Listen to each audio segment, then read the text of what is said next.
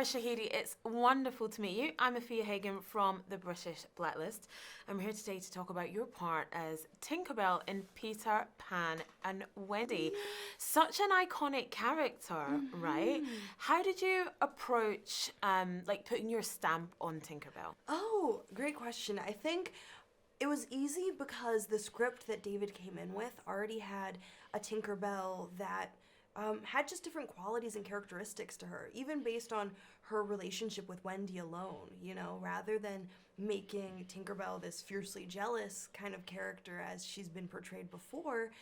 She's really somebody that finds a friend in Wendy. And so I think through the script, I was able to start to naturally figure out how this Tinkerbell departs from previous Tinkerbells.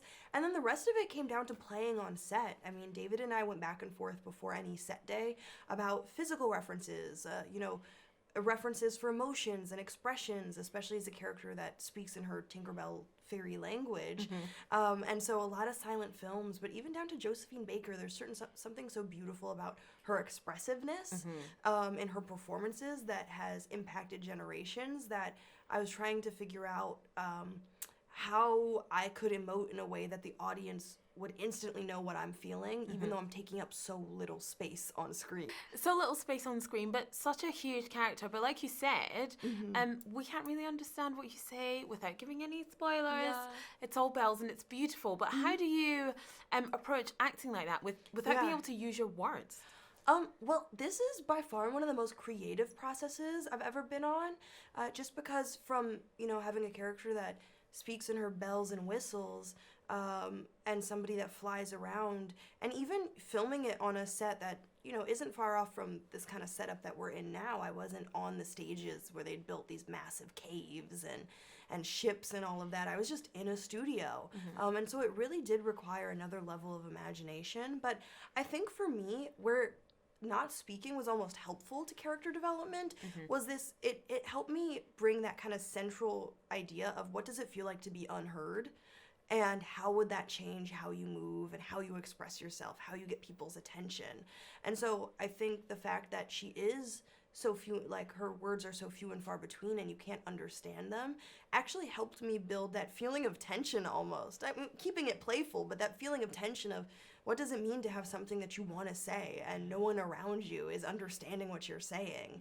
So that helped unlock, I think, another range of emotion that I really haven't had to tap into before because all my characters speak. Yeah, exactly.